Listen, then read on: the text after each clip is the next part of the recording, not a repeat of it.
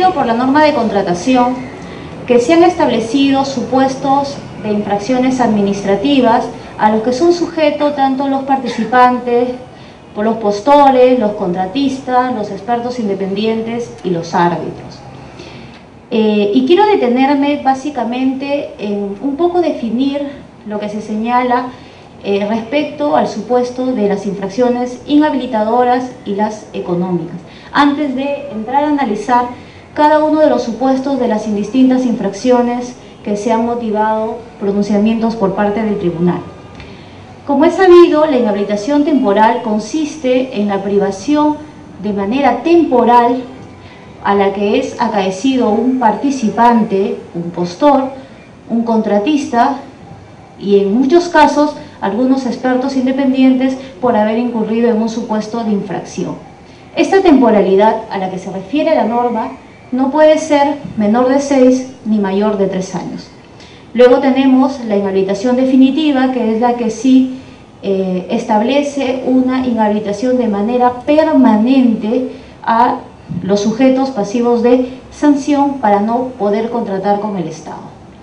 Ahora, ¿qué es lo que ha pasado cuando se ha determinado este tipo de infracción, que a la par también señala una infracción administrativa, que en este caso son también las sanciones económicas? Nuestra ley ha señalado que son sujetos de sanciones económicas tanto los árbitros, cuando no remiten sus laudos arbitrales de manera oportuna al tribunal, como también las entidades. Y esto llama la atención, y en verdad quisiera detenerme en esta parte para señalar que a la fecha, desde la dación de la norma, y siendo también un supuesto que ha sido recogido con anterioridad de la norma, no se ha establecido supuestos de infracción a las entidades. Nuestra norma, lamentablemente, no ha tipificado estos supuestos de infracción administrativa, dejando al libre albedrío y a la discrecionalidad de quienes, por mandato de la ley, ejercemos la potestad sancionadora para atribuir una suerte de responsabilidad económica, en este caso una sanción económica, a las entidades por incumplimiento de la normativa de contratación. Y frente a ello, quiero reseñar un poco lo que se recoge en esta resolución 1440-2010 expedida por la Sala Cuarta. Esta resolución tuvo dos supuestos de denuncia de infracción. La primera infracción que fue suscitada en este pronunciamiento fue por la no suscripción de contrato y el segundo supuesto hecho porque el participante postor que se presentó en este proceso de selección no contaba con el RNP vigente. Me quiero detener básicamente en la primera infracción. Ya se ha establecido como criterio jurisprudencial, a razón del acuerdo número 7/2009, que uno de los requisitos para que el tribunal pueda evaluar la supuesta responsabilidad administrativa de los agentes pasibles de sanción es que la entidad haya observado el debido procedimiento. El debido procedimiento, que tal cual está señalada en la norma, debe ser cumplida a cabalidad por la entidad. ¿Qué es lo que sucede? Las entidades, lamentablemente, vienen inobservando esta norma legal y reglamentaria, por cuanto cuando se ha culminado con el consentimiento de la buena pro, deben proceder de manera inmediata a citar al postor ganador de la buena pro para la suscripción del contrato, plazo que por ningún supuesto puede ser prorrogado por las entidades o por los órganos encargados del tema de contratación. Este plazo, establecido por la norma en el artículo 148, es de 2 días. ¿Y qué sucede si la entidad incumple este procedimiento, este aspecto sumamente formal? Lamentablemente, frente a advertir el colegiado el incumplimiento, tiene que proceder a la absolución. Este acuerdo, que salió en mayoría, del cual respetuosamente 2 vocales hicimos un voto singular frente a un acuerdo que es de observancia obligatoria, tenía en realidad su correlato, porque frente a los procesos de selección, licitaciones, concursos y adjudicaciones públicas, necesariamente el postor que es adjudicado con la buena pro presenta una garantía de seriedad de oferta. ¿Qué es lo que pasa con esta suerte de garantía de seriedad de oferta que presenta el postor adjudicatario y que no suscribe el contrato? Y que es, en realidad, cuando se hace la denuncia frente al OCE, frente al tribunal del OCE, y se advierte este supuesto de no cumplimiento formal, ¿verdad?, el tribunal tiene que pronunciarse por la absolución, mientras que por el otro lado de los hechos, la entidad viene ejecutando las garantías. Entonces, y acá es un problema que verdaderamente ya escapa en estricto de la actuación del tribunal y que en realidad va a tener que ser visto en los procesos contenciosos administrativos, porque frente al pronunciamiento del colegiado, en el que se detalla la no responsabilidad del postor por este incumplimiento formal de la entidad ya a la par, antes de comunicar los hechos al tribunal, ha ejecutado esa garantía de seriedad de oferta, y obviamente el postor o contratista que se sienta afectado por esa ejecución va a tener que repetir frente a la entidad. ¿Qué es lo que ha hecho el colegiado de manera reiterada en los indistintos pronunciamientos? Es sustentar este acuerdo 7/2009 en el aspecto formal, no obstante poner en conocimiento los hechos al órgano de control. Y obviamente el órgano control va a tener que determinar las responsabilidades de los funcionarios que tuvieron a cargo el proceso de selección. Pero es que acaso el tribunal no también tenía la facultad atribuida a imponer una sanción a la entidad por la supuesta inobservancia de la norma.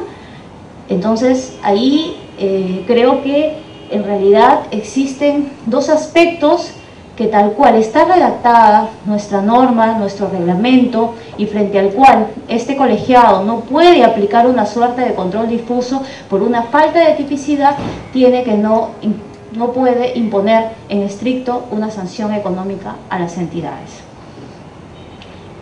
Vayamos al segundo supuesto de infracción que también se determina en esta resolución, que es en realidad la infracción número 5, que un postor se presente a un proceso de selección sin contar con Registro Nacional de Proveedores.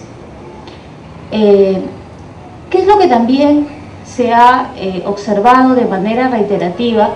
Es que las entidades vienen confundiendo los estadios en que el postor, el participante y el contratista finalmente se presentan en un proceso de selección. También de manera reiterada el colegiado ha señalado que este supuesto de infracción debe configurarse una suerte de manera temporal. Cada una de ellas tiene un estadio. Cuando la norma señala que será pasible de sanción el participante o el postor que se presente a un proceso de selección, quiere decir que en el estadio, desde que es participante o que es postor y que se presentó al proceso de selección sin contar con el documento habilitante, que es el Registro Nacional de Proveedores, será sujeto de sanción.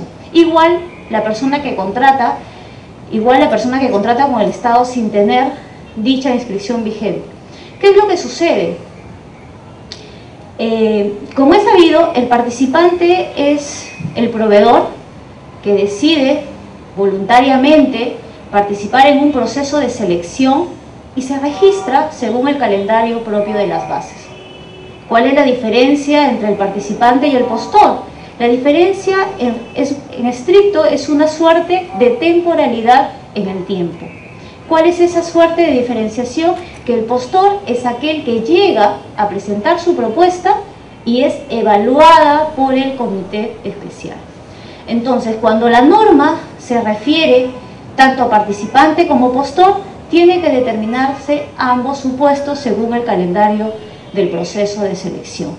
¿Qué quiere decir? Si una persona que se registra como participante a la fecha en la que se señala determinado calendario del proceso de selección no contaba con RNP vigente, será sujeto de sanción. El postor que presentó su propuesta y a dicha fecha no contaba con el RNP vigente, será sujeto de sanción. Y aquel postor que suscribe un contrato sin contar con RNP vigente será sujeto de sanción. ¿Qué es lo que sucede? Las entidades vienen entendiendo, ¿no?, y de manera reiterativa, que los postores deben mantener vigente todo su registro nacional de proveedores durante todo el periodo que determine el proceso de selección. Esto quiere decir hasta el otorgamiento de la buena pro. Pero aquella interpretación puede tener un sustento. Lamentablemente, el Registro Nacional de Proveedores ha establecido como un deber del proveedor que el RNP se mantenga vigente durante todo el proceso. Pero esta obligación, este deber que le asiste al proveedor y al administrado, no tiene un correlato con el supuesto infraccional. ¿Qué quiere decir? Que tal cual está redactado, no está tipificado como supuesto de sanción que el proveedor lo mantenga vigente durante todo el proceso. Porque puede ser que en el proceso que se presenta tiene habilitado en el registro de participantes, tiene habilitado hasta la evaluación de propuestas, tiene habilitado hasta la calificación y lo tiene habilitado hasta el otorgamiento de la buena pro. ¿Qué es lo que sucede en ese periodo de habilitación entre el otorgamiento de la buena pro y el consentimiento de la buena pro? Se cae y la entidad le declara la pérdida de la buena pro y denuncia. Y cuando llega al tribunal, nosotros tenemos que decir, efectivamente, no se ha incurrido en el supuesto que está tipificado en la norma, porque los estadios se han establecido de manera temporal. Como repito, de manera temporal, participante, postor y contratista, claramente determinados. Por más que el artículo 256, si no me equivoco, del reglamento, señale, cuando se refiere al capítulo del Registro Nacional de Proveedores, que el proveedor debe mantener vigente todo el proceso de selección, llámese hasta el otorgamiento de la buena pro, la habilitación de su registro. Y eso es lo que se expresa en esta resolución que hoy les comento. No sé si tienen preguntas o seguimos avanzando. ¿Sí? Muy bien. Entonces, pasemos a la otra resolución, por favor. Acá tenemos un caso en realidad muy interesante que motivó el pronunciamiento en mayoría de la Sala 1 y el voto en discordia de la que hoy expone. Les voy a comentar muy brevemente qué sucedió en esta resolución. En realidad, los hechos que denunció la entidad en este supuesto, que en estricto fue el Banco de la Nación, fue un supuesto de incumplimiento de contrato que dio lugar a la resolución de la misma y la consecuente responsabilidad por parte del contratista. El colegiado, cuando evalúa la parte formal, acreditó en estricto que la entidad había observado el debido procedimiento. El debido procedimiento entendido en enviarle la carta de intimación en la que le hace notar todas las observaciones e incumplimientos que se venían suscitados a razón del vínculo contractual que se mantenía con el contratista. Y finalmente, al mantenerse el incumplimiento, resolvió. Vencidos los plazos, el contratista no ejercitó los mecanismos de solución de controversias, ni conciliación ni arbitraje, y consecuentemente dejó consentir la resolución de contrato por causa imputable a él mismo. Pero ¿qué es lo que argumentaba el contratista como causa justificante del supuesto incumplimiento el cual redactaba la entidad? Él señalaba que el contrato que había suscrito con la entidad no recogía lo que en las bases se señalaba. Y en realidad el aspecto que el contratista argumentaba es que esta suerte de mantenimiento en la última parte de ejecución contractual iba a ser asumida por parte de la entidad. Una asunción que iba a ser asumida en estricto por un tema de viáticos para que se efectuara el mantenimiento en las indistintas oficinas que ahí se detallaba. ¿Qué es lo que se dijo? ¿Qué es lo que dijo el colegiado en esa resolución? Pues efectivamente advirtió que las bases, tal cual estaban redactadas, no habían sido recogidas de manera exacta en el contrato. Y frente a ello señaló que debía favorecer al administrado esa supuesta deficiencia de las bases en líneas generales. Consecuentemente resolvió por el no lugar.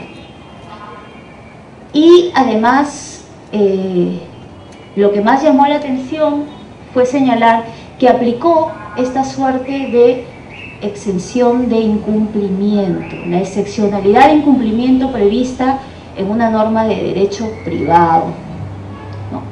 Porque señalaba que frente a este hecho era totalmente razonable que el contratista pueda suspender la ejecución del servicio, o sea, dar por inconcluso el servicio que venía contratando con la entidad y consecuentemente sin responsabilidad administrativa. En líneas generales. En opinión de la suscrita, ¿no?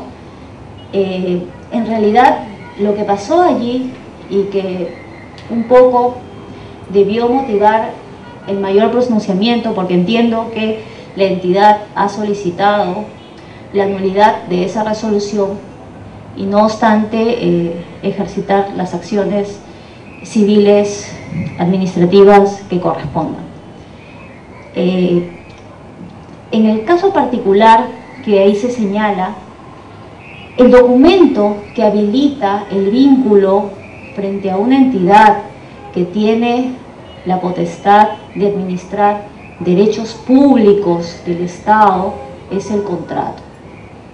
El contrato es lo que vincula en estricto a una entidad del Estado con el contratista. Es cierto que se advierte el error de las bases. Es cierto que lo que se señalaba en las bases no se condice con la promesa formal de contrato que se señala como parte anexa de las bases, de la cual es obligatoria.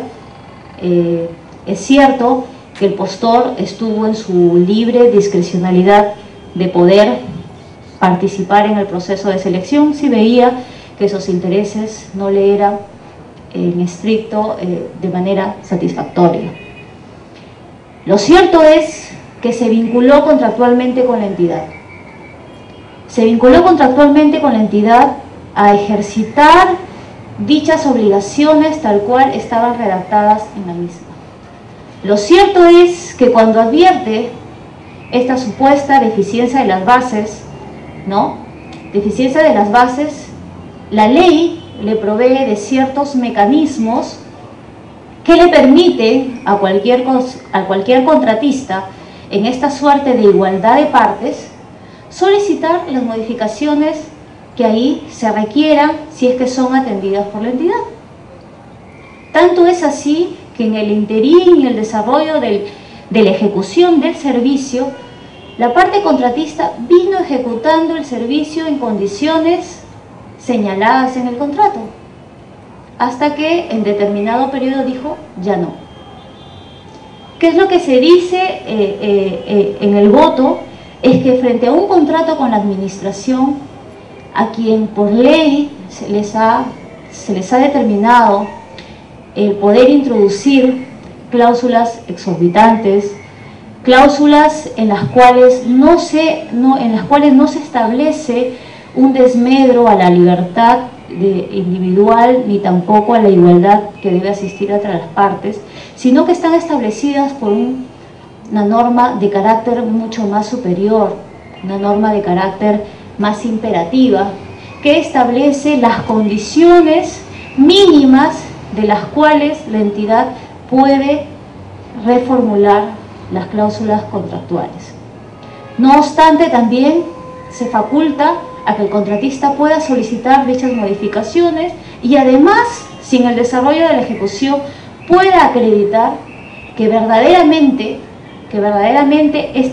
este supuesto de hecho observado, que tenía una suerte de indefensión aparentemente para el contratista, pues haya roto el famoso equilibrio que debe existir entre el contratista y la entidad, el rompimiento del equilibrio financiero, lo cual en el caso no se logró acreditar. Consecuentemente, en opinión de la suscrita, no podría haberse determinado la excesiva onerosidad a la que estaba aduciendo, ni tampoco solicitar de manera subrogada a una norma de carácter público la exención de incumplimiento, porque la norma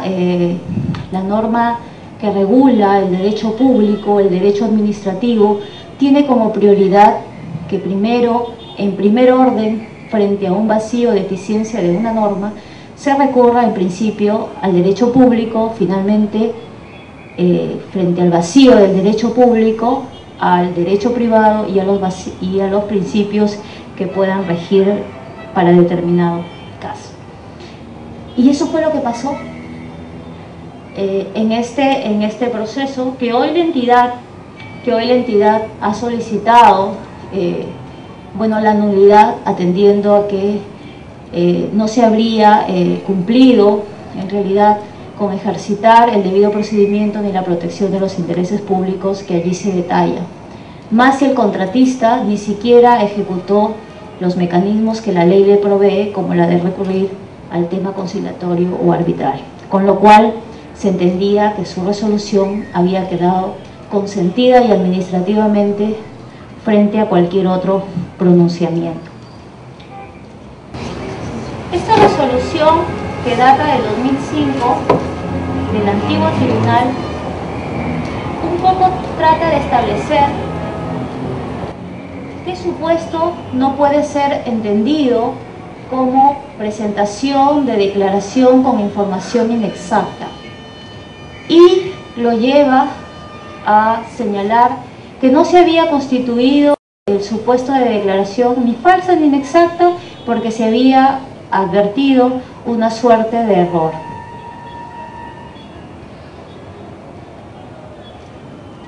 ¿Qué es lo que se había señalado en esta resolución? Determinado postor, al momento que presenta su propuesta, presenta una declaración jurada en la que señala acogerse al 20% por ser producto nacional, específicamente respecto de un ítem que era, creo que un supuesto de telas, y en la que señalaba que era un producto nacional. Y el postor, que resultó perjudicado con la buena pro, impugnó y además solicitó la apertura de un proceso sancionador, en tanto se habría advertido una declaración inexacta, por cuanto de la propia propuesta se advertía que no se trataba de un bien nacional, sino de un bien importado en las cuales se establecían las pólizas de importación de las telas, y es más, el comité en el determinado proceso de selección no le otorgó la bonificación. Llega el sancionador y en estricto el procedimiento sancionador, que en realidad busca determinar la responsabilidad objetiva que tiene que ver con la negligencia, la imprudencia y la falta de deber de cuidado. ¿Cuáles fueron los elementos que el colegiado valoró para no señalar que esta declaración contenía información inexacta? Por un lado, el señalar que de la propia propuesta se desprendía que la declaración no contenía una información acorde con la realidad.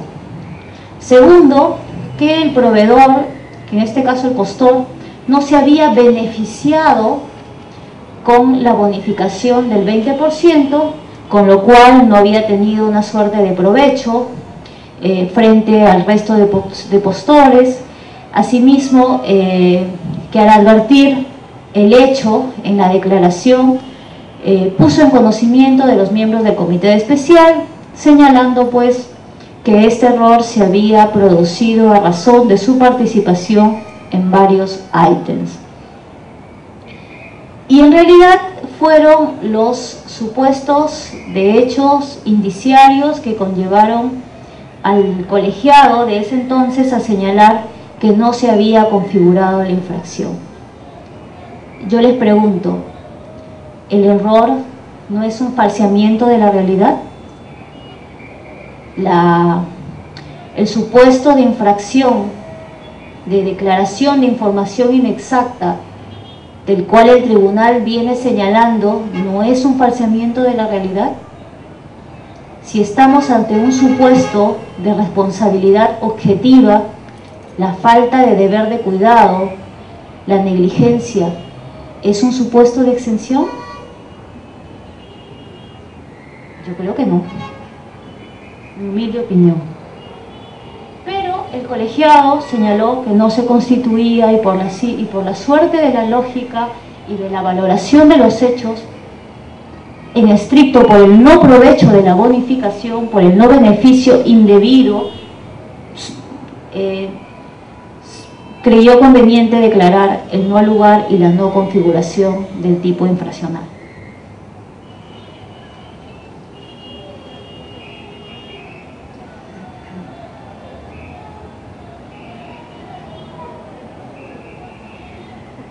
Acá tenemos otro supuesto jurisprudencial a través del cual se ha determinado que no se ha configurado el supuesto de caso fortuito, fuerza mayor, que motive la justificación del incumplimiento contractual. Y este caso en realidad es bien interesante porque en realidad lo que argumentaba el postor era que el plazo de vencimiento de un producto determinado, que eran bebidas gaseosas, no podía ser superior a los 3 meses, sino que no podía ser superior a los 6 meses, tal cual pedían las bases y tal cual se había suscrito en el contrato, sino que por la propia línea comercial el vencimiento de estas bebidas gaseosas no podía ser mayor a 3 meses. 90 días en estricto.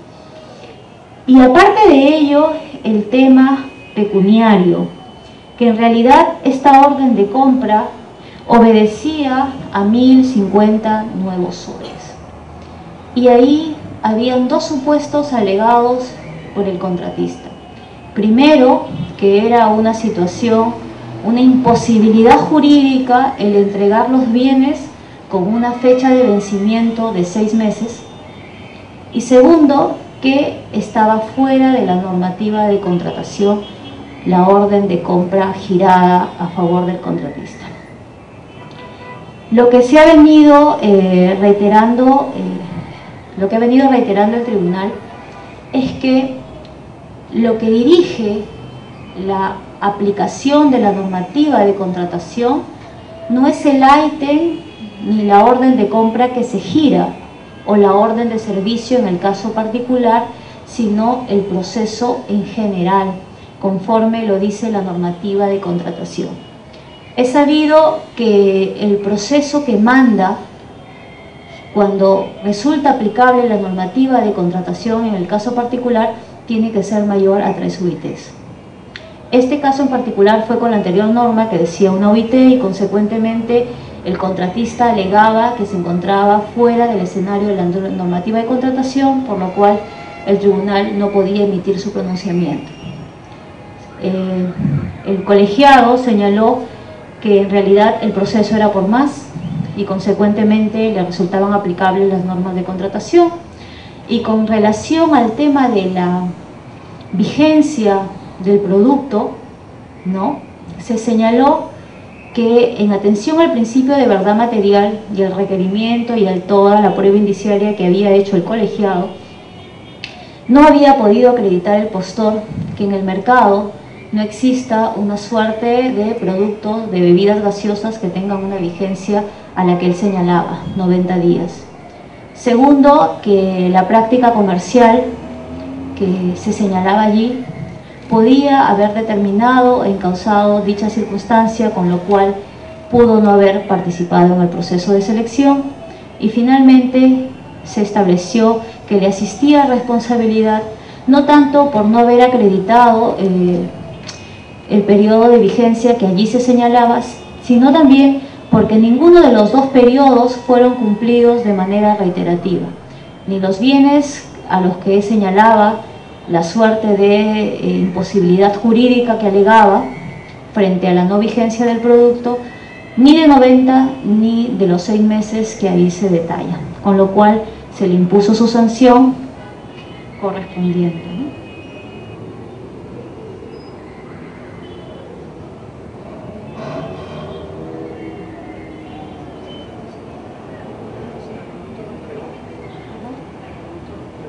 No, nunca llegó a entregar el producto, por eso se le resolvió el contrato.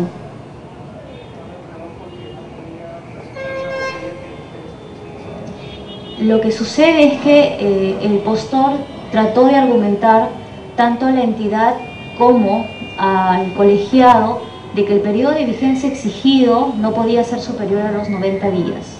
Entonces, cuando quiso internar los bienes, que ahí se detalla, el periodo de vigencia de la bebida gaseosa solo tenía 50 días, que quiere decir que estaba entregando productos que estaban próximos a vencer a la fecha de ejecución del contrato. Entonces, ese fue otro de los elementos por los cuales el colegiado sancionó, no obstante que se señala que no se acredita la vigencia de los 90 días, ni tampoco la imposibilidad de los 6 meses a los que estaba alegando el no cumplimiento, ¿no?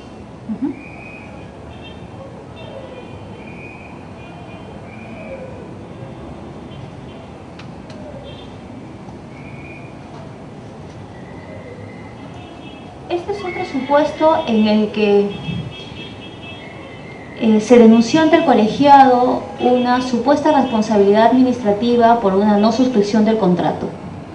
Pero ¿qué es lo que argumentaba Continental Travel SAT? Que no había sido postor en ese proceso.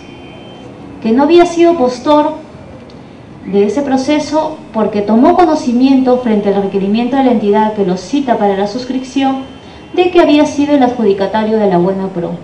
Entonces, este postor de manera oportuna presenta su escrito a la entidad señalando que no había participado, que se le había falsificado la firma, que los documentos sucedáneos de la propuesta no eran los que correspondían en estricto a su empresa y que el gerente no había firmado ni la declaración ni el compromiso de mantener dicha oferta durante el proceso de selección de la referencia.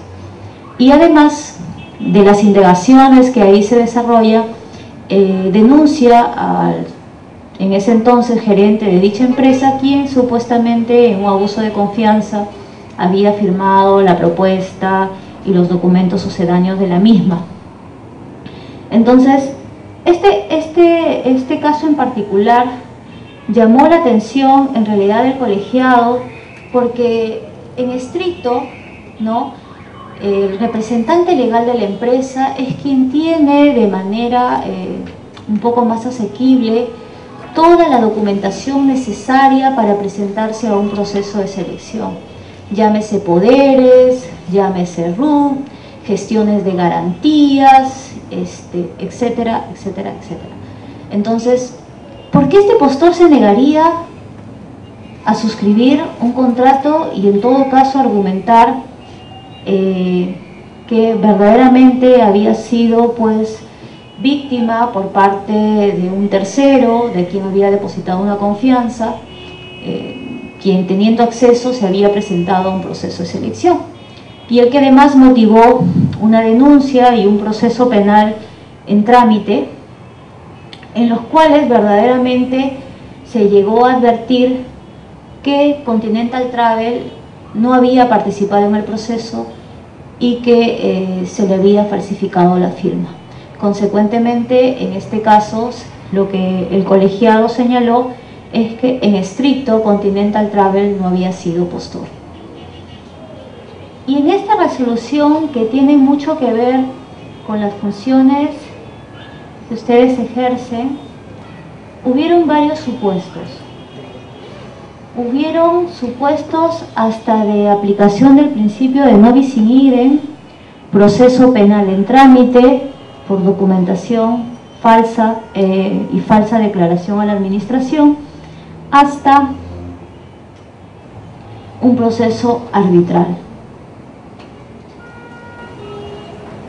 Y un poco les resumo qué es lo que sucedió en este proceso que motivó esta resolución. Acá se denunciaron dos hechos. Se denunciaron la resolución de contrato por incumplimiento del contratista y finalmente una declaración de nulidad con posterioridad a la suscripción del contrato por falsificación de documentos. La entidad, frente al supuesto de resolución contractual, no le otorgó al contratista la ampliación de plazo que estaba solicitando y este proceso se fue a la vía arbitral respecto de ese hecho. Y adicionalmente quiso incorporar como punto controvertido a su pretensión arbitral la nulidad declarada en atención a la documentación inexacta que había presentado el postor. ¿Y en qué consistía la inexactitud alegada por la entidad? Consistía en que de toda la documentación que había presentado el postor en este proceso de selección, había presentado 7 facturas que señalaban tentativas comerciales, transacciones comerciales con determinadas empresas por montos con los cuales había sido favorecido en etapa de evaluación para ser beneficiario con la Buena Pro. Entonces, el contratista, por su parte, lo que solicitaba al colegiado, en principio, era la suspensión del procedimiento en tanto había un proceso arbitral, conforme lo señala la norma, y en el supuesto negado había una denuncia penal que estaba en trámite y finalmente señalaba también el principio de no bis in idem. ¿Pero por qué señalaba el principio de no bis in idem? Porque en el procedimiento de Buena Pro, frente al cual resulta adjudicado esta empresa que finalmente suscribe contrato con la entidad, también se cuestionó que las facturas habían sido presentadas con información inexacta. Y el colegiado de ese entonces, que calificó la Buena Pro, señaló que no se había acreditado la inexactitud. Consecuentemente, no podía revocársele la Buena Pro y seguía siendo beneficiario. Y él señalaba que si ya se había motivado un pronunciamiento por parte del mismo tribunal frente a los mismos hechos, se había producido esta suerte de vulneración al principio de no bis in idem. Cuando en estricto el procedimiento trilateral, que es la naturaleza de un procedimiento de Buena Pro, está orientado a determinar intereses particulares, mientras que el proceso sancionador, el interés es público, el supuesto de hecho es distinto, el objeto es distinto, y en el procedimiento sancionador es donde se va a determinar si existen los elementos configurativos de la infracción denunciada. Con lo cual se señaló que no se había vulnerado el principio de no bis in idem porque no se advertía la triple identidad. Asimismo, con el proceso arbitral que también presentaba en trámite, que la entidad pretendió acumular a su pretensión la incorporación de la declaratoria de nulidad, el tribunal arbitral del entonces expediente a consecuencia de este proceso de selección señaló que en estricto dicha solicitud no había sido acogida, con lo cual tampoco podía llegarse a la suspensión del proceso sancionador, porque el proceso o el pronunciamiento que iba a emitir el tribunal arbitral no tenía vinculación directa con la naturaleza de la infracción denunciada, que en este caso era la de documentación inexacta. Y finalmente, con relación al análisis de la documentación inexacta sobre el proceso penal en trámite, de los actuados realizados por el Ministerio Público del entonces de este proceso, se logra advertir en estricto de las propias declaraciones, de las pericias contables, que la documentación había sido inexacta. Inexacta porque las operaciones comerciales que allí se detallaban habían sido anuladas. Consecuentemente, cuando este postor se presentó a este proceso de selección, quiso aparentar una suerte de ventas que en la realidad no se habían efectuado. A criterio del vocal que acompañaba al colegiado, creía conveniente que si la entidad, en este caso el proceso judicial en trámite, no se había pronunciado por la falsedad ni por la inexactitud del documento, no obstante compartir que el proceso penal está orientado a determinar la autoría y no en estricto la responsabilidad objetiva, debía suspenderse el procedimiento. Finalmente, esta resolución salió en mayoría, se sancionó al contratista por información inexacta y se dejó sentado que el proceso que allí se describía en trámite no era impedimento para que el colegiado emitiera su pronunciamiento, en tanto el procedimiento sancionador no estaba orientado a determinar la autoría, ni la intención, ni el dolo, ni ánimos que ahí se detallaban propios del proceso penal en trámite. Y finalmente se le sancionó.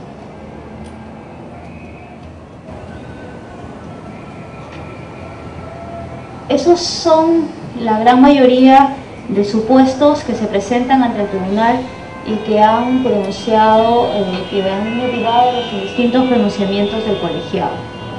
No sé si tienen preguntas. ¿Algo?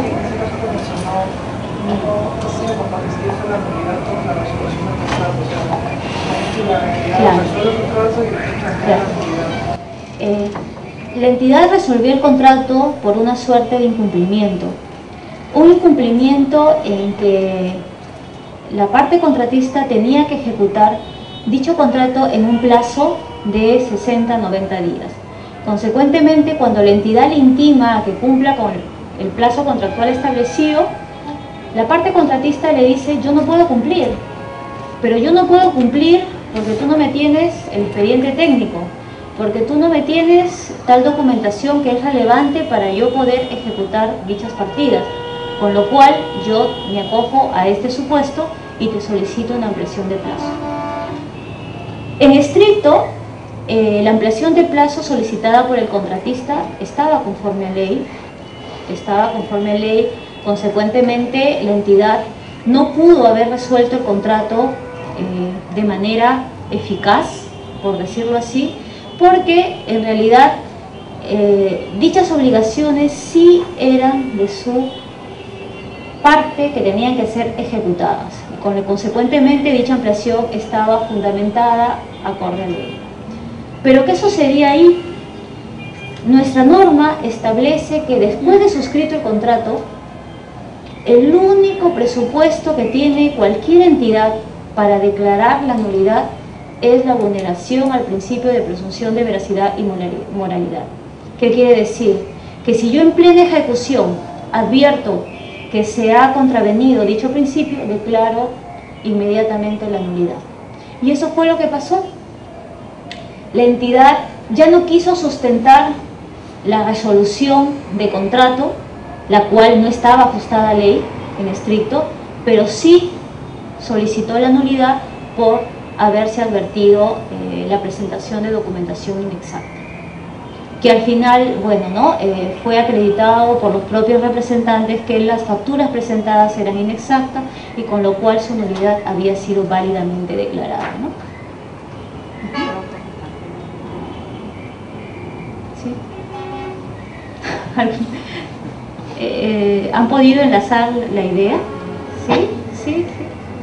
Porque creo que esa misma pregunta se la hicieron a la doctora Patricia Seminario en el estadio anterior. ¿En qué momento podía declarar la nulidad las entidades?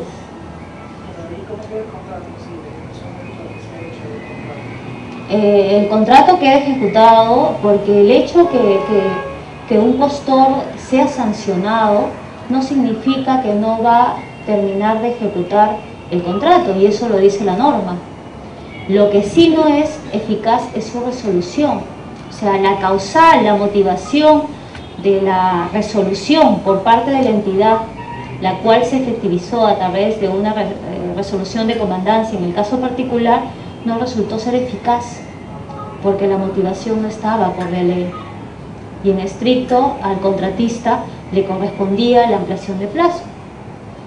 Y no obstante haberse declarado la nulidad del contrato por la vulneración del principio de presunción de veracidad y además la consecuente sanción por parte del tribunal, eso no imposibilita a los contratistas a que culminen, y la misma norma lo señala en el artículo 51.1, que no obstante haber sido sancionados, el contratista debe culminar con la prestación del servicio o la ejecución de contrato u obra que es en determinado proceso de selección, ¿no? Muy bien, muchas gracias.